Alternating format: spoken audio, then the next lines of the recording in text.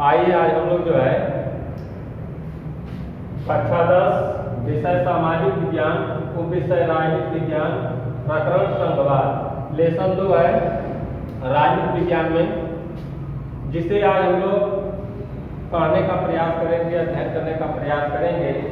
तो सबसे पहले क्वेश्चन यही उठता है कि संघवाद जिसे कहते हैं, देखिए सारे संसार में जो है आप देखेंगे तो 2-3 प्रकार की व्यवस्थाएं मिलती हैं।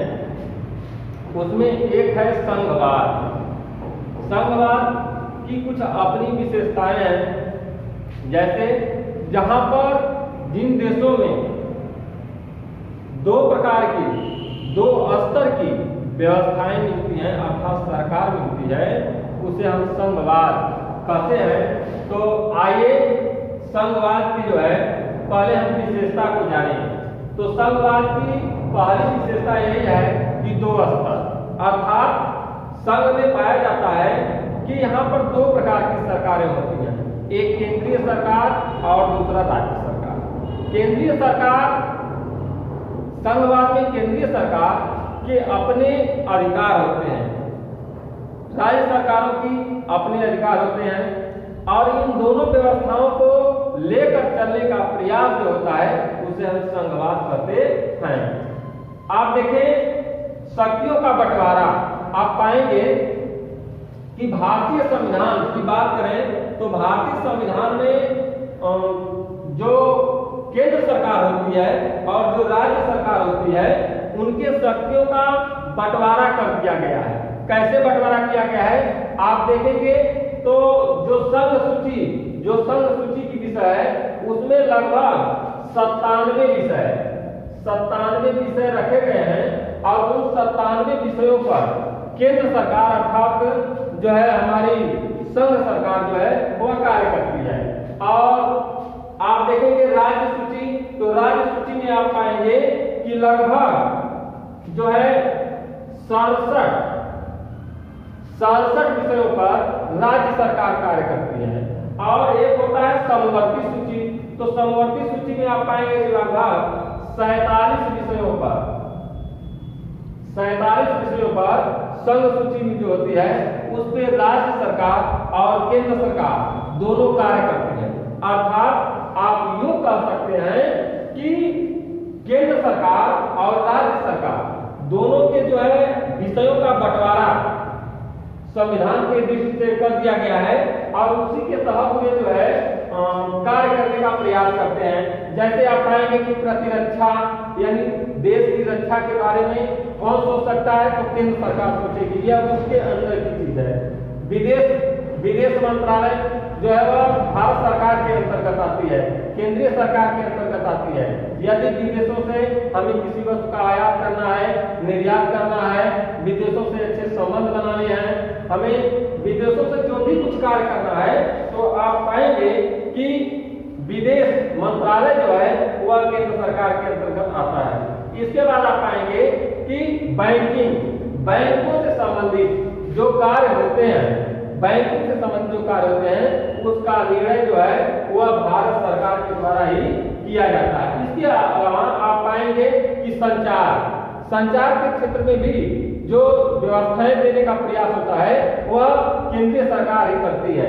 इसके अलावा आप पाएंगे मुद्रा, जैसे अभी आप पिछले दिनों की बात करें तो देखे थे कि आप जो देश में जो है मुद्रा के बदलने का जो प्रचलन एक बार शुरू किया गया, और उसको बदलने का कार्य जो भारत सरकार ने ही किया था, किसी राज्य सरकार ने नहीं किया था।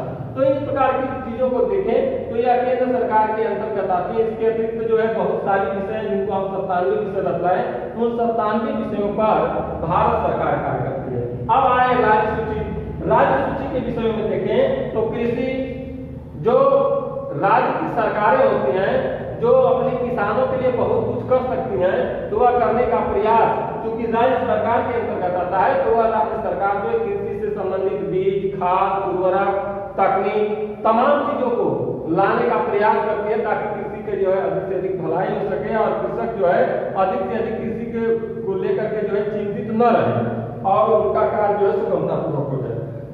इसके अलावा आप देखेंगे सिंचाई, तमाम बहुउद्देशीय परियोजनाओं के द्वारा नारे निकाल करके सिंचाई का कार्य करवाने का कार्यक्रम को तमाम ऐसी चीजें हैं जिनको हम खेतों में या कृषि कार्यों में सिंचाई से संबंधित कार्य करते हैं। इसके अलावा आप देखेंगे पुलिस और व्यापार। पुलिस प्रशासन, हर राज्य की अपनी अपनी पुलिस होती है और राज्य सरकारें जो अपने अपने अनुसार जो है वह उसको पुलिस को जो है अपने अपने अनुसार रखने का कार्य करते हैं, अपने अपने अनुसार जो है वह शांति व्यवस्था पुलिस से बनवाए रखने का प्रयास करते हैं। व्यापार अपने वस्तुओं का जो है जो वस्तुएं राज्य में ज्यादा है उनका जो है निर्यात करना, जो वस्तुएं कम है उनका आयात करना व्यापार के अंतर्गत आता है। तो राज्य सरकार इस प्रकार का निर्णय लेती है। अब बात आती है समवर्ती सूची की। समवर्ती सूची के विषयों को देखा जाए तो इसके अंतर्गत वन आते हैं, मजदूर संघ आता है, शिक्षा आती है, विवाह आता है। लेकिन अब इस पे निर्णय कौन करेगा? तो भारतीय संविधान में इस बात का स्पष्ट उल्लेख है कि केंद्र सरकार और राज्य सरकार इन दोनों के द्वारा जो समवर्ती सूची के विषयों पर कार्य किया जा सकता है, दोनों के द्वारा नियम बनाया जा सकता है। लेकिन जब राज्य सरकार और केंद्र सरकार को आप देखेंगे कि कभी टकराव की स्थिति आती है किसी विषय पर, तो निश्चित तौर पर केंद्र सरकार के द्वारा बनाई गई जो कानून होती है, जो नीति होती है, वही अंतिम होती है, वही मान्य होती है। तो इस तरह से हम देखें तो पाते हैं कि संघ बाद में जो है संघात्मक व्यवस्था में जो है इस प्रकार की चीजों का जो है अलग अलग उल्लेख किया गया होता है, जिससे राज्य सरकार और केंद्र सरकार में कभी टकराव की स्थिति न आए। इसके बाद आप देखें तो पाएंगे कि भाषाई राज्य। भारत जब स्वतंत्र हुआ तो उस समय भारत के सामने एक बहुत बड़ी समस्या यह थी कि भारत लगभग 600 रियासतों में बटा हुआ था और सबको एकत्रित करना एक बड़ा मुश्किल कार्य था। इस कार्य के लिए जो है सरदार वल्लभ भाई पटेल को चुना गया, बनाया गया।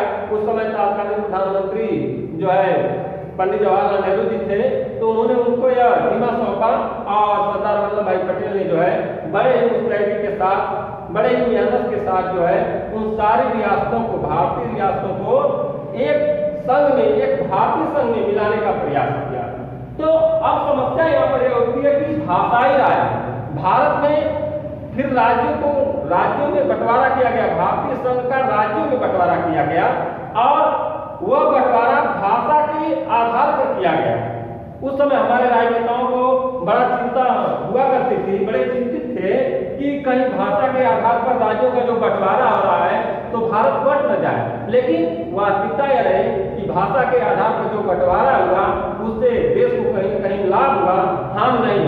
और आज आप देखते हैं कि देश में बहुत सारी भाषाएं बोली जाती हैं, लेकिन भारत सरकार के द्वारा संविधान के द्वारा 22 भाषाओं को जो है मान्यता प्रदान की गई है। अनुसूची विषय 22 भाषाएं, जिसमें सर्वप्रमुख महत्व जो है आप कह सकते हैं कि हम हिंदी को देते हैं।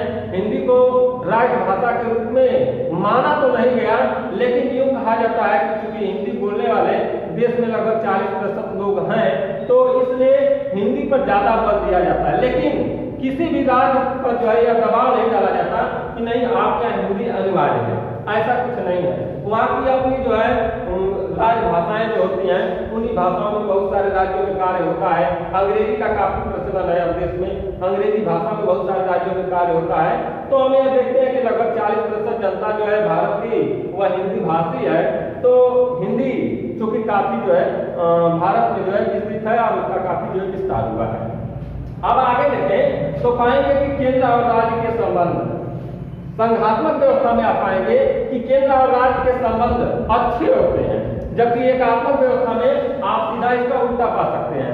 क्योंकि संघात्मक व्यवस्था में आप देखेंगे तो केंद्र और राज्य के अधिकार जो होते हैं वो बटे होते हैं। जो राज्य सरकार के अधिकार होते हैं उसमें केंद्र किसी प्रकार से हस्तक्षेप नहीं कर सकता है। लेकिन क्योंकि संविधान के द्वारा कानून जो बनी है तो अब कानून में रख करके राज्य सरकारें कार्य करती हैं और कानून में ही रख करके जो है आप देखेंगे तो पाएंगे कि केंद्र सरकार भी कार्य करती है। तो इस प्रकार की चीजों को देखने को मिलता है कि भारत में जो केंद्र सरकार है और राज्य सरकार है उनमें उनके संबंध जो है निश्चित तौर पर अच्छे होते हैं। और इसी कारण से आप कह सकते हैं कि भारत में संघात्मक व्यवस्था जो है बड़ी अच्छी है। आप सिर्फ भारत की बात न करें, भारत में, अमेरिका में, जो संसार के बड़े बड़े राष्ट्र हैं, वहां पर आप पाएंगे कि संघात्मक व्यवस्था काफी अच्छी तरह से है, काफी फली फूली है। आप एकात्मक व्यवस्था की बात करिए तो आप पाएंगे कि ब्रिटेन, फ्रांस, ये ऐसे देश हैं जहां पर एकात्मक व्यवस्था है। वहां का एक ही प्रधानमंत्री होता है, एक ही राष्ट्रपति होता है और पूरे जनता पर उसका जो है आधिपत्य होता है, अधिकार होता है। लेकिन यहाँ पर आप पाएंगे कि एक प्रधानमंत्री होता है, राज्यों में एक मुख्यमंत्री भी होता है। एक देश का राष्ट्रपति होता है तो राज्यों में एक राज्यपाल भी होता है।